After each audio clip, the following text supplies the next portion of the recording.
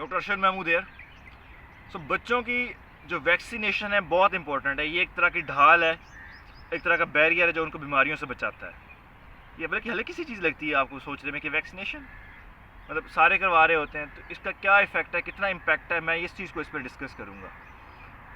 Vaccination जो है हुकूमत प्रोवाइड करी है आपको as a form of EPI, that is expanded programme of immunisation.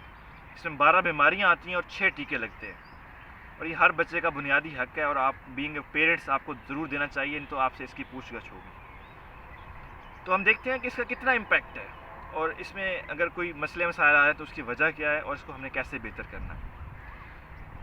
तो एक पेशेंट आता है, एक वालदा आती है कि मैं डॉक्टर साहब मैं बड़ा TB से बहुत डरती हूँ, मेरे ख़ानदान में बच्चे को TB हुआ था, कैसे मैं बच्चे को TB से बचा सकता हूँ। तो मैं उसको कहता हूँ वैक्सीनेशन कराओ। BCG वैक्सीन है जो बच्चों को पैदाइश पे लगती है और 80% तक वो बच्चे की जो ख़तरनाक TB है, जैसे कि दिमाग की TB है या पूरे जिस्म की TB है, उससे बचाती है, और 50% तक वो बच्चे को फेफड़ों की TB से बचाती है।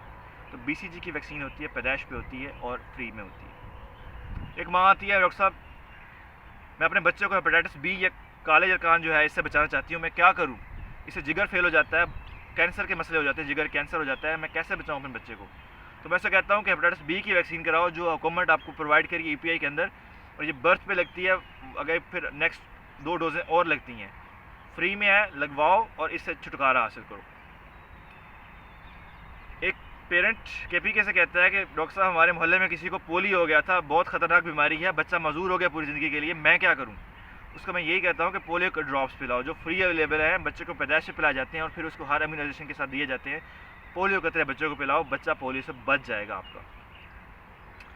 एक माँ कहती है डॉक्टर साहब मेरे बच्चों को एक बार नमूनिया हो गया, मैं उसमें बच्चों को टीके लगे थे, दाखिल होना पड़ा था, ऑक्सीजन लगी थी, ICU में गया था, मैं बहुत डरी हुई हूँ, मैं चाहती हूँ बच्चों को दोबारा नमूनिया ना हो, क्या करूँ। तो मैं से कहता हूँ कि आप बच्चे को नीमोकोकल की वैक्सीन लगाओ। नीमोकोकल की वैक्सीन आपकी EPI के अंदर शामिल है, लगाई जाती है, उसको लगवाओ। एक माँ मुझे अपने बखर से कहती है कि डॉक्टर साहब मेरे बच्चे को बार बार डायरिया हो रहा है, बच्चे की उम्र 2 माह है, क्या करूँ। तो इस उम्र पे सबसे जो कॉमन वजह डायरिया की है वो रोटा वायरस है, और रोटा वायरस की वैक्सीन ड्रॉप की फॉर्म में आपको EPI के अंदर मिल जाती है, वो पिलवाएं और बच्चों को डायरिया से बचाएं। एक बच्चा मुझे लाहौर से कहता है, एक माँ कहती है लाहौर से कि मेरे बच्चे को एकदम मेनिंजाइटिस हो, गर्दन तोड़ बुखार हो गया, बहुत ख़तरनाक बीमारी है डॉक्टर साहब, इसमें बच्चे कमर के पानी का टेस्ट होता है, झटके लगते हैं, दाखिल होना पड़ता है, 14 दिन टीके लगते हैं और टीके भी ड्रिप की फॉर्म में लगते हैं। मैं चाहती हूँ दोबारा बच्चे को मसला ना हो या मेरे किसी और बच्चे को मसला ना हो, मैं क्या करूँ। मैं ऐसा कहता हूँ नीमोकोकल और हीमोफिलस इन्फ्लुएंजा की वैक्सीन लगाओ, और ये दोनों वैक्सीन आपकी EPI प्रोग्राम के अंदर शामिल हैं, एडेड है। आपकी EPI की प्रोग्राम की वजह से जब वैक्सीन लगवाएंगे तो आपका 70 to 80% जो है मेनिंजाइटिस या गर्दन तोड़ बुखार होने का रिस्क ख़त्म हो जाएगा, कम हो जाएगा।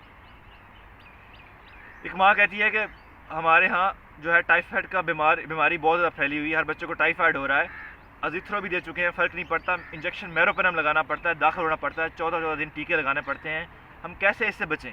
तो मैं कहता हूँ उसको टाइफाइड की वैक्सीन लगाओ, गवर्नमेंट के प्रोग्राम में अवेलेबल है, 1 साल की उम्र पर लगती है और आपको उससे टाइफाइड नहीं होगा। चिल्ड्रन हॉस्पिटल लाहौर में बच्चे आते हैं जिनको SSP की बीमारी होती है। उसमें होता क्या है, बच्चे का दिमाग सुकड़ जाता है, झटके बच्चे को लगते हैं, और बच्चा जो बच्चा पहले स्कूल जा रहा होता है, जो बच्चा पहले बातें कर रहा होता है, दिनों के अंदर वापस आना शुरू हो जाता है, बेड पे आ जाता है और फिर दिमागी तौर पे बिल्कुल माजूर हो जाता है, SSP उसको हो जाता है। उसके वालिदैन पूछते हैं बच्चे के साथ हुआ क्या है।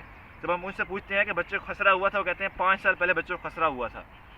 तो खसरा के बाद 5 साल के बाद एक बीमारी हो सकती है, उसको हम SSB कहते हैं। इतनी ख़तरनाक बीमारी है कि बच्चे के दिमाग को सुकड़ा देती है।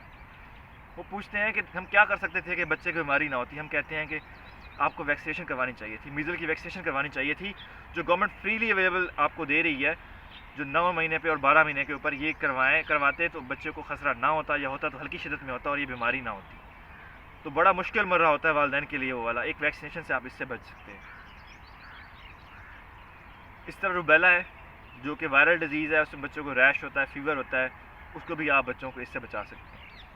तो ये एक बेसिक सा मैं कंसेप्ट आपको दिया है कि वैक्सीनेशन कितनी इंपॉर्टेंट है, उसकी कितनी डिजीज़ जो इंपॉर्टेंट ख़तरनाक बीमारियां हमारी वो कवर कर रही होती है। नमूनिया, गर्दन तोड़ बुखार, TB, डायरिया, इस तरह ये टाइफाइड हो गया, इस तरह मीज़ल्स हो गया, रूबेला हो गया, इतनी ख़तरनाक बीमारियाँ कवर कर लेती है। अब आप क्वेश्चन करेंगे कि डॉक्टर साहब हमने तो अपने बच्चों को सारा कुछ किया था लेकिन फिर भी खतरा हो गया, फिर भी ये हो गया।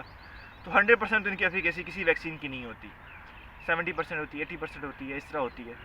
लेकिन अगर 70-80% भी प्रोटेक्शन मिल जाए तो क्या कम है? ठीक है, सोचने की बात है। लेकिन फिर भी हमारे यहाँ कुछ मसाइल हैं। तो मेरी रिक्वेस्ट यही होगी, जहाँ वैक्सीन पेरेंट्स से रिक्वेस्ट है कि वैक्सीनेशन करवाएं, शौक से करवाएं, क्योंकि मेरे कुछ डॉक्टर कोलीग्स भी होते हैं 2 महीने कहते हैं कि हमारे बच्चे को 2 महीने हो गए हैं वैक्सीनेट नहीं करवाया हमने, तो क्या आप करवा सकते हैं? मतलब बीइंग डॉक्टर होते हुए भी वैक्सीनेशन को वो लेट कर देते हैं, तो आम पब्लिक का क्या हाल होगा?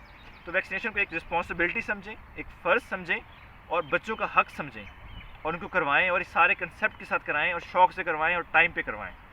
साथ मेरा मैसेज तमाम वैक्सीनेटर्स के लिए, क्योंकि मेरी जो फॉलोइंग है उसके अंदर वो भी शामिल हैं, प्रिवेंटिव ग्रुप जो हमारा डॉक्टर्स का है या जो एडमिनिस्ट्रेशन है उनके लिए भी है, कि वैक्सीनेशन की जो सिस्टम है कोल्ड चेन को मेंटेन रखें। इसमें वैक्सीनेटर का भी रोल आ जाता है, इसमें जो एमओज़ हैं बीएचयू के उनका रोल भी आ जाता है, एलएचवीज़ का रोल भी आ जाता है, और फिर प्रिवेंटिव हमारे जो डिस्ट्रिक्ट हेल्थ ऑफिसर्स होते हैं उनका रोल भी आ जाता है कि कोल्ड चेन को मेंटेन रखें ताकि बच्चों को एक अच्छी और एफिकेशियस वैक्सीन मिले और ये बीमारियां ख़त्म हों और बच्चों के वालिदैन को जो है इनसे छुटकारा मिले, हम आगे जा सकें, हम इस चीज़ से आगे निकल सकें जहाँ दुनिया जहाँ से आगे जा चुकी है और हम अभी तक इन चीज़ों के अंदर फंसे हुए हैं।